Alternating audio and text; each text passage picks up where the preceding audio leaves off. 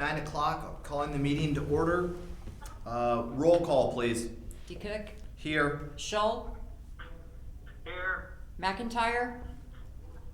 Here. Excellent.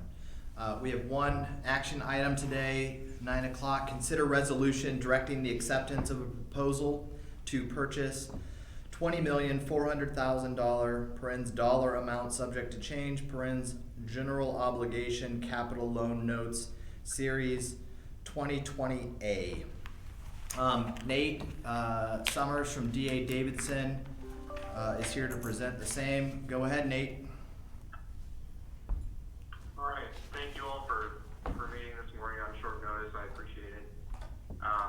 It's been a long road to get the financing in place for this project, and hopefully we're getting close to the end here.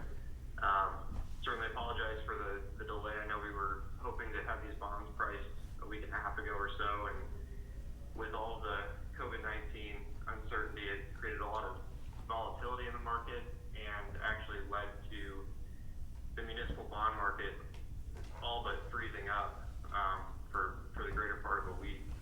That prevented us from entering the market at a place where we felt like we could achieve the county's objectives and B, ensure that the county was getting the best deal that we thought was available. So we thought it was prudent to wait the market out for a week or so and kind of let market uncertainty drain away a little bit. And we had the benefit of having the federal government pass their stimulus plan, which created a lot more stability in the financial markets and has allowed things to begin to return to a little bit more of a normal dynamic here over the last few days. We were able to jump on that and get these bonds priced yesterday. Piper Jaffray did a great job of their marketing efforts and getting the county the best financing situation that we thought was available in the market currently. So I sent some documents to Megan. To Megan yesterday. Megan, were you able to get those distributed to everybody? Yes, they were emailed to the board. The resolutions from Allers, the documents from D.A. Davidson, as well as the note purchase agreement. Okay, so I had emailed 3 PDFs. The first one that I'd like to take a look at is a 9-page packet. It's a PDF that's got some numbers in it. The first page of the packet says sources and uses of funds at the top. I just wanted to hit a couple of points within that document. I highlighted the reoffering premium that was generated.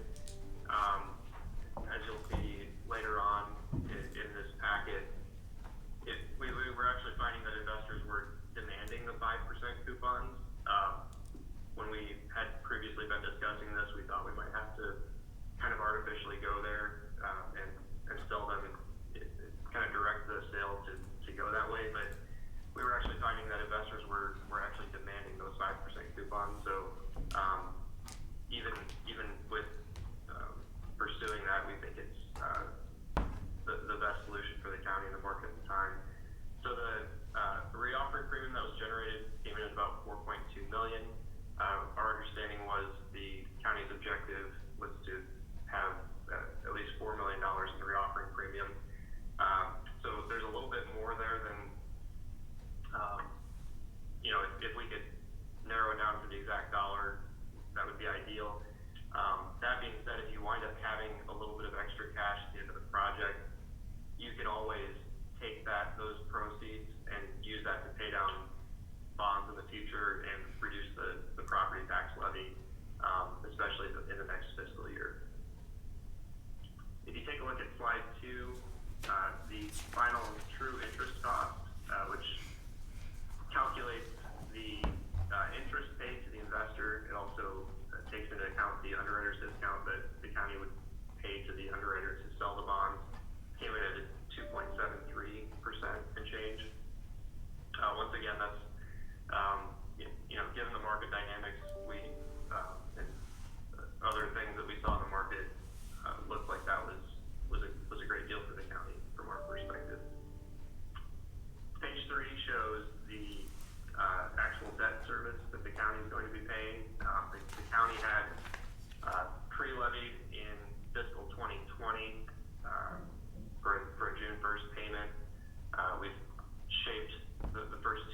documents around what the pre-levy amounts were for fiscal 20 and for fiscal 2021. And then fiscal 2022 is where if the county had some proceeds left over after the construction of the project is finished, you could apply those proceeds to pay down your debt service levy in 2022. Page 4 of that document shows the bond pricing. So what we're really looking at is when the TIC is being calculated is a lot more closely correlated with that yield column right there in the middle, and not the 5% coupon rate, because those price that you see the price column, the prices that the investor is paying to the county are a lot higher than 100% of the face value of the bonds. That's also taken into that true interest cost calculation at 2.73%.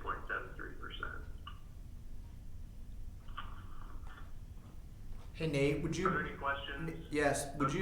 Yeah. Would you be willing to discuss the Cs starting in 2030? I suspect those are callable features. Can you address that? Yeah.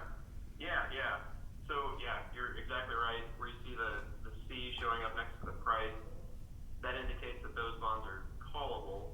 Something that we had talked about along the way is, if interest rates interest rates can even go up from where they are quite a bit, and we still have an opportunity to refinance these bonds for the county starting in 2029. That would be the call date. So essentially the county is locked out from making advanced payments of principal to the debt until June 1st of 2029. But after that date, the county can, if you've got cash on hand, if you came into some windfall of cash and wanted to pay the bonds off, you could do that. You could also refinance the bonds. And at that point, if interest rates are below 5%, we should be able to obtain some savings for the county. And so that true interest cost of 2.73% assumes that the county just pays these bonds off to maturity and doesn't factor in any potential refinancing savings. So from my perspective, starting in 2029 or 2030, I guess fiscal year 2030, we would have effectively 10 years left on these notes. And if we could be at an interest rate, or if we could refinance those with either a local bank or back out to the municipal market, I think it would certainly behoove the county to explore that in 2030. If the rates are 4% or 3%, I would anticipate there'd be, I'm not a mathematician, but maybe upwards of $1 million, $1.5 million of interest rate saving on the back half. But again, we have no idea where rates are going to be in 2029 or 2030. But it's something that, while I certainly might not be here at that time, I would hope that we have a tickler file for 2029 so that we can at least explore that, or the future board can explore that, because I think no one knows what rates will be, but the last 10 years they've been under that, and so I think there's some real savings there. Potential. Yeah, historically speaking, I would say once you're under 10 years, the chance of refunding a 5% coupon is quite high. Obviously, none of us know what the next decade holds. True. And where interest rates could be, but I would say the percentage chance that rates are going to be below a level where you could experience some savings is good. I don't know if any of you will be around the county in the next 10 years, but I certainly plan to be around 10 years from now doing the same thing I'm doing now. So I'll certainly be keeping an eye on it, as will others within our firm. So Perfect. Thank you. We also do the Hey, this is Doug. There's no downside to that callable feature, is there? no, that's completely the county's option. So And there's no. if we think the 273 is a good rate, that's the worst we're gonna do. Correct. Yeah, that's the fixed rate is at 2.73. Gotcha. Yep, that's correct. Okay. Any other questions around that part of the numbers?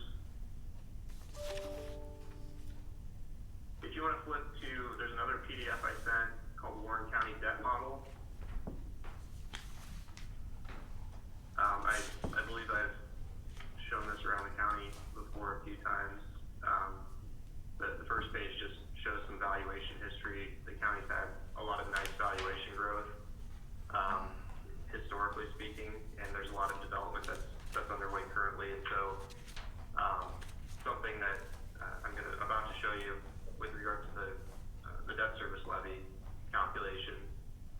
One thing that debt service levy projection does not take into account is the fact that the county has had growth historically. So, as your taxable valuation goes up, hopefully you'll be able to reduce your debt service levy into the future because you have more valuation to take advantage of.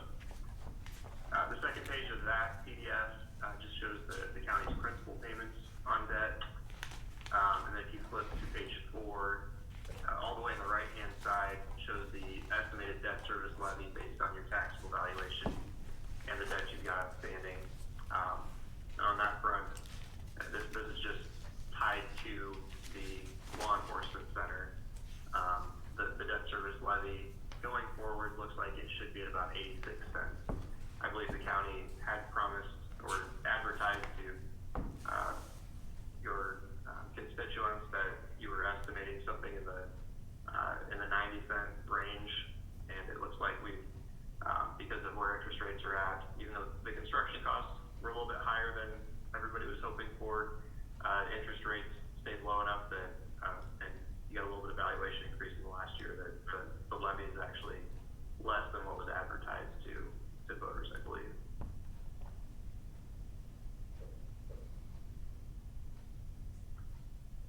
Any questions on that front? Megan, that was the number we advertised, wasn't it, 95? 95 cents, yes. Yep. 95. And the Okay. So total, you're 86. You're almost a dime cheaper on your levy than I think- what was advertised. I think that's pretty important for everyone to understand that, you know, while there may be, we might not have a perfect world and a perfect solution for everything. You know, that's been my biggest concern all along was, and exacerbated in the last 2 weeks with the frozen credit market. But that's really been my biggest concern was how can we bring a project in safely under what voters anticipated. And if they anticipated a 95% impact to the debt levy and overwhelmingly approved the same in August of 2018 by a 30 to 70% yay, 30% nay margin, and this thing comes in at 86 cents, you know, that's a big win in my book. Aaron, it's probably down about 10%, 95 to 86. Right about there, you're correct.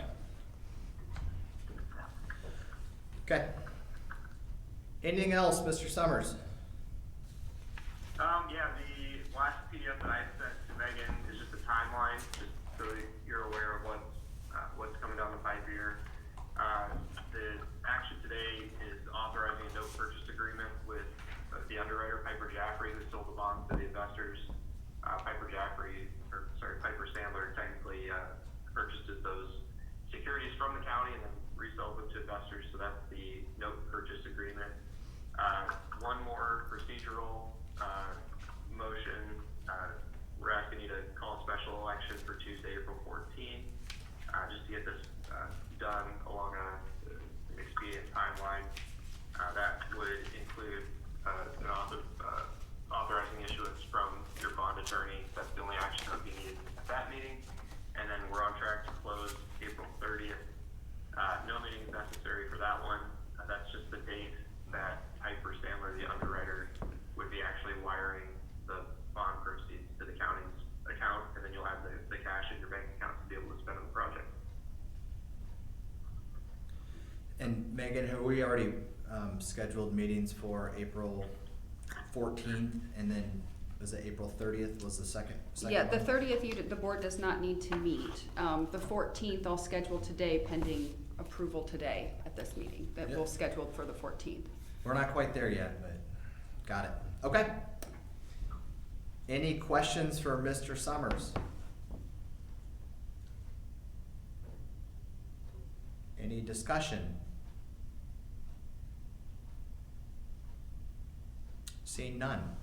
Are you ready? Are you ready for a motion? I would entertain one, you bet. Okay. And if we need to adjust this a little bit, but, I would move the resolution directing the acceptance of a proposal to purchase $20,400,000. And do I need to say this dollar amount subject to change? No, it came in at 20.4. Pardon? Megan?